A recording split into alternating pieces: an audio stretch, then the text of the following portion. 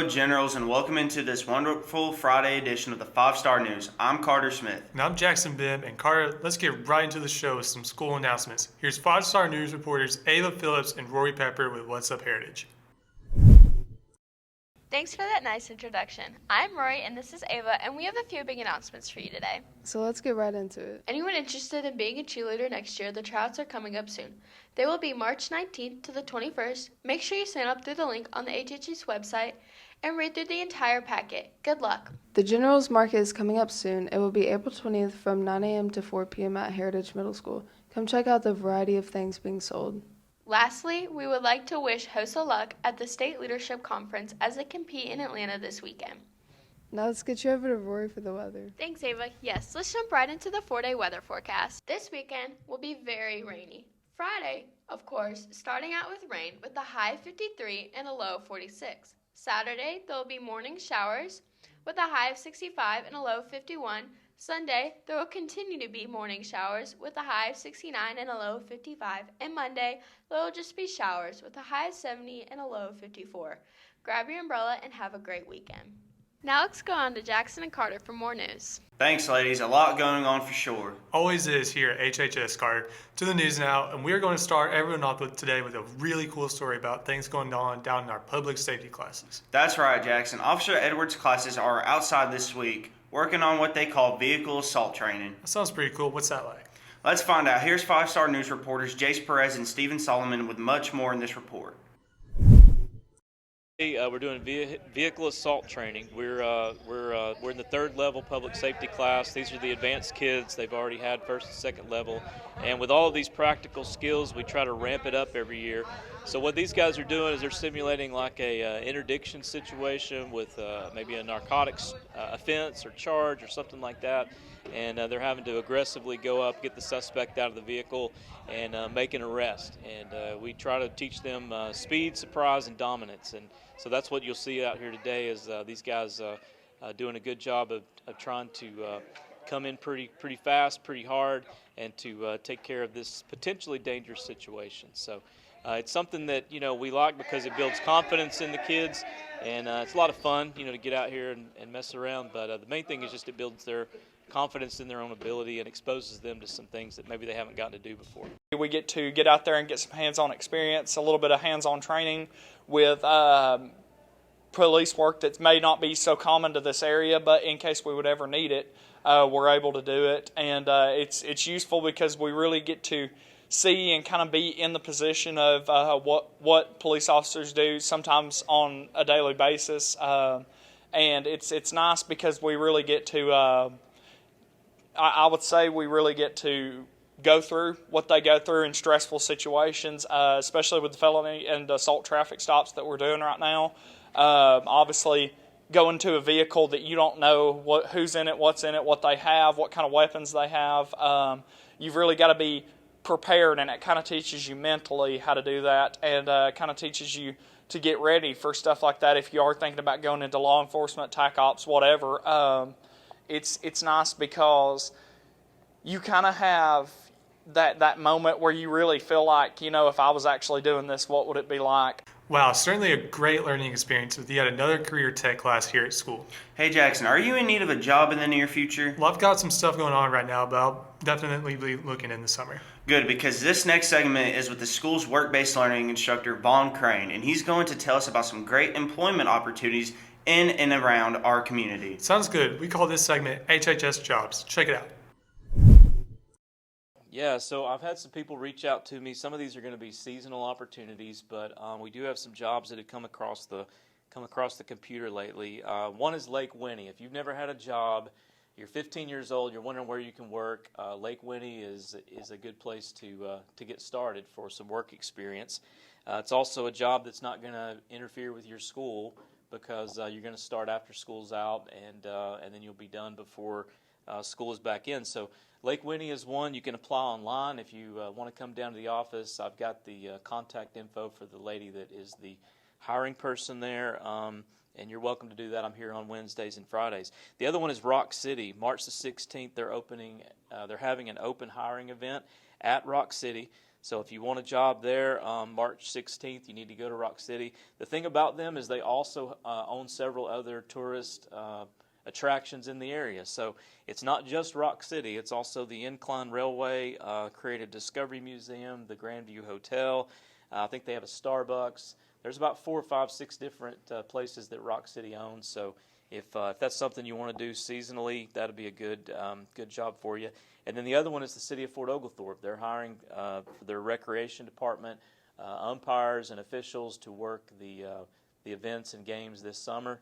That's actually going to start up in March. So if you're going to do that one, you need to get on that one pretty quick.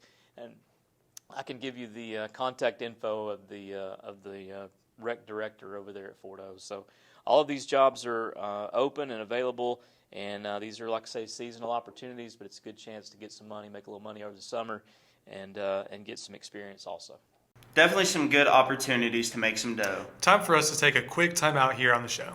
Yes, commercial time, and after the break, we'll have another jam-packed sports segment. Baseball and tennis on the docket. Stick with us. Sports is next. Honestly, I think we should add pancakes to our lunch list as well. Oh, Lord. Golly, it's cold out here.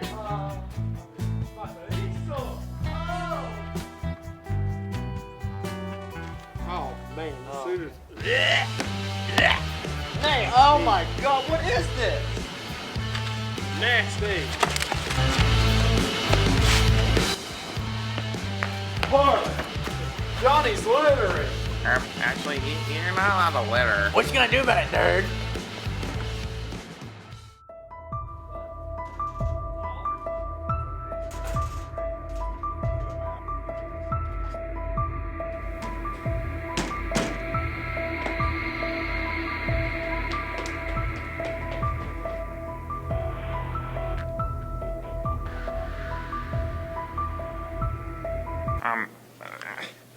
Actually, you're not allowed to litter.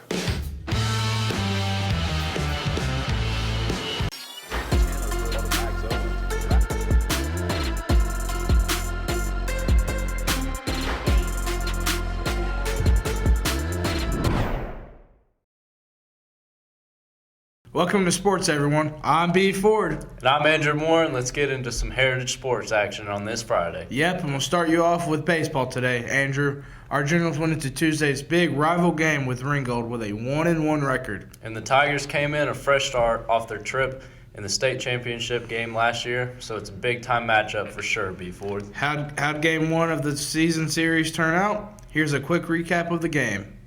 We got off to a kind of a struggle start yesterday. We had problems getting the ball over the plate a little bit. Rylan Blacklone came in and did a great job of getting us out of a bases loaded, nobody out jam. Went on to pitch a couple real good innings for us. Throughout the game, we still had problems a little bit, getting the ball over the plate, kind of dug ourselves a hole there. So, just our pitching, it's not 100% right now. We're just walking a lot of guys. We had 16 walks yesterday, and, you walk 16 people, you're probably not going to win a ball game. Strick, he didn't have his stuff yesterday. That happens. RBL came in and ate some innings up, did really well there. Owen did pretty good as well. We just got to limit down walks and errors. They're a very beatable team. We could easily be 3-0 right now. We're just making some mental mistakes on the base. And, like I said, walks are killing us right now. It's early in the year for us right now, and we're still got some guys that are working hard and continuing to improve. So obviously it's really frustrating. The best thing you can do is you just got to try to stay positive with your pitcher. Keep talking him up. Even as mad as you get, you still got to be there for him. And then you just got to scratch it. Have a clean mind and go in there ready to hit the ball. I think some of it also starts with our dugout too, because right now those guys are in there kind of quiet, not really supporting. We've had a conversation with them already about that. They got to be better in the dugout, because they play a huge role as well. But, just things like that, trying to stay positive, trying to put the bat on the ball, get some runners on. I think we'll be all right. We got a really good team. We're just young. We got to get some experience in there. But other than that, we should be okay. Tough one to lose, but fortunately we'll get another crack at them soon. To tennis now, and both our boys and girls teams were back in action on Tuesday as well. Yep, and on the road in Dalton, Georgia to take on the Catamounts. Both teams were searching for their first wins of the years after falling to Cola Creek on Monday. Could our guys and gals pick up their first win of the year? Here's Coach Green and Owen Bryant with a match recap of the Dalton match and quick recap of their match last night over the Ringgold as well. Well, we took on Dalton yesterday down at Dalton, and they're usually a pretty good team, and they were yesterday as well. The boys team really played a great match. We showed a lot of improvement from our match the day before against Cola Creek. Singles got us off to a good start. John Keith lost at number 1 singles, but he actually played a really good match, but he lost convincingly 6-1, 6-1. But he felt a lot better in losing that match than he did the day before, even though the score was close to the day before. But the guy was pretty good at Dalton, 6-1, 6-1, so we're down 1-0. But we quickly turned that around on 2 and 3 singles. Kevin Yang played really well yesterday. He hit just a ton of winners. Really blew his guy off the court with his power. Shots that he made on Tuesday night against Dalton, he did not make the day before. So Kevin showed a lot of improvement. That's the kind of player he is. He's hot and cold, but he was hot against Dalton, and he really played well. So we're tied at 1-1, and it went to number 3 singles. And Cade Green, our freshman, who won against Cola Creek, he played a pretty tough opponent, and a sophomore from Dalton that was real steady. But Cade is steady too, and he just doesn't miss a lot of shots. And he just simply beat the guy. He just wore him down a little bit, beat him 6-1, 6-2. I'm his dad, and I'm very impressed with the way he played because I didn't know that he would be able to pull off that win, to be honest.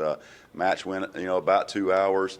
It was pretty grueling. They had a lot of long rallies, but Cade just won the bigger points, and we were able to get off of singles with a 2-1 lead. I mean, the dude I played was really good. He was a sophomore, and I'm a freshman.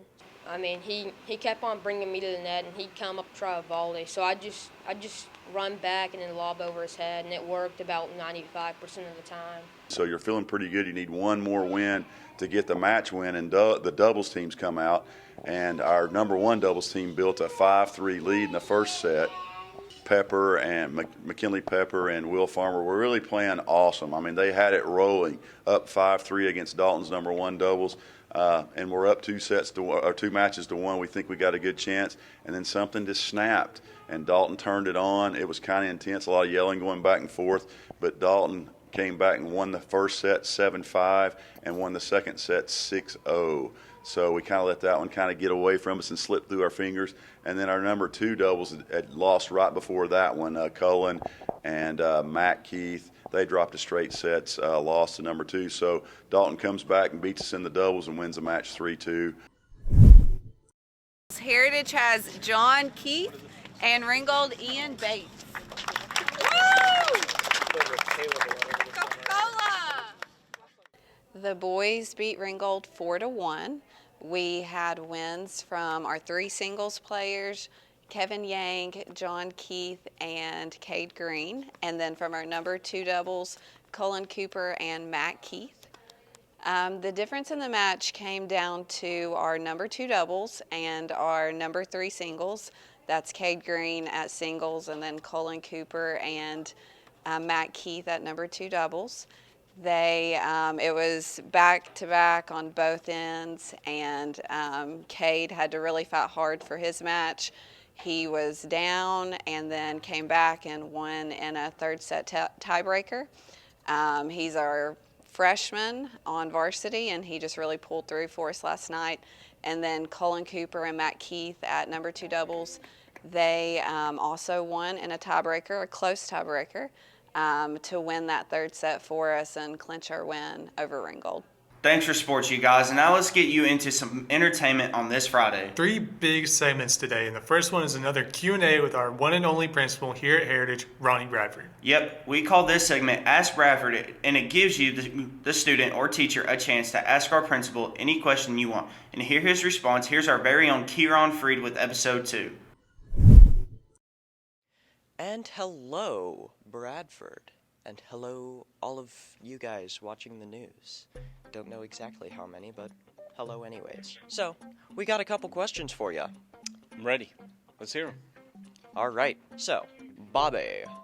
The main man, Bobby, asks. All right, this is the one and only. Mr. Bradford, I got a few things, you know. I really enjoyed working with you. Me and you was like that, and then sometimes we get like this, and then we go back like that. But all in all, I think you was the greatest of them all. Mirror, mirror on the wall, who's the greatest of them all? Ronnie Bradford. And one more thing before I get off of here. Who was the greatest custodian that you ever worked with? I know Starler's trying to jump in there, but that's all I got to say. I mean, I'm going to miss you, and you was a heck of a boss. And I wish you luck, whatever you do. Thank you. Starla, easily, head and shoulders above Bobby or anybody else. It's Starla first, Starla second, Starla third. Starla's the best. I think he's going to be a bit mad about that.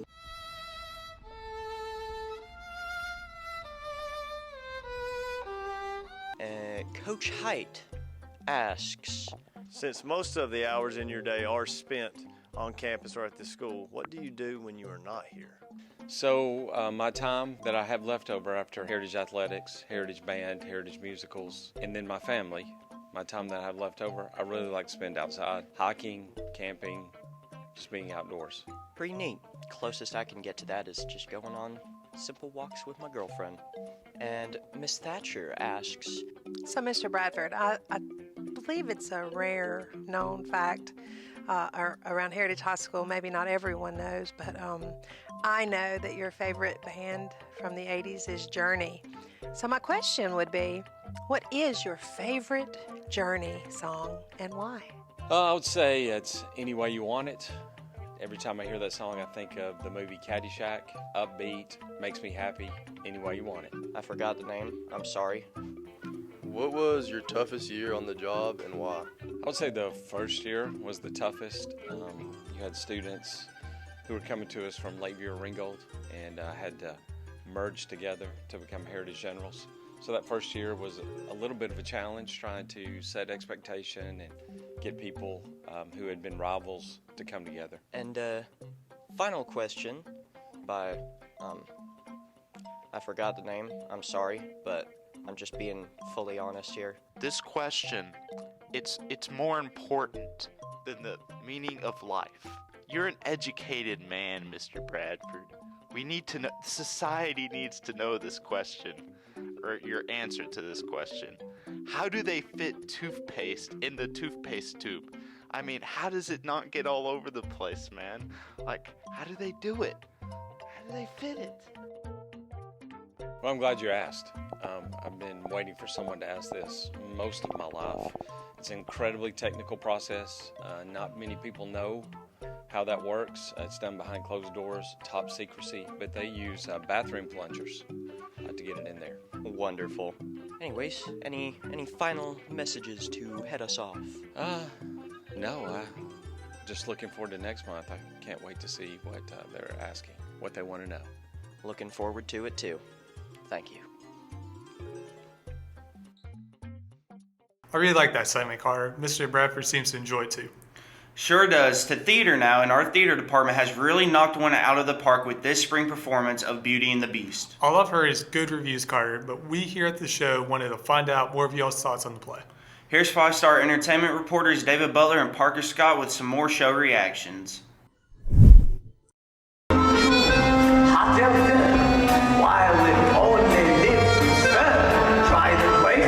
It's delicious. Don't believe me? I thought the play was pretty good. I liked the part where the beast transforms. I thought the smoke was very cool. I like that. I thought the props really good. I mean, this is probably one of the most expensive looking plays I've seen so far. I thought that the acting was very good. The singing was pretty good. Some mic issues, but other than that, it was a good play overall. I liked it a lot. I think the play was all right. The mic quality was a little terrible, but overall it was a decent play. Yeah, it was definitely worth my $3. There were some mic issues, but besides that, I thought it was one of our best plays that the school has put on for us. Really enjoyable. The singing was really, really good. So the play was good. They had great lighting. The mics cut out a little bit, but I'd definitely say it was worth the $3.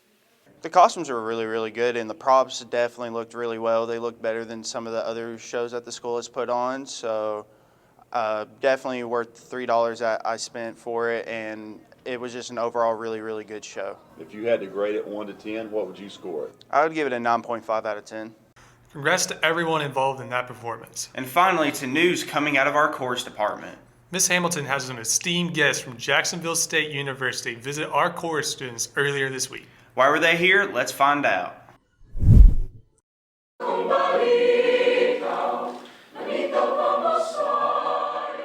The Jacksonville State University a cappella choir came to Ringgold this week on their spring tour.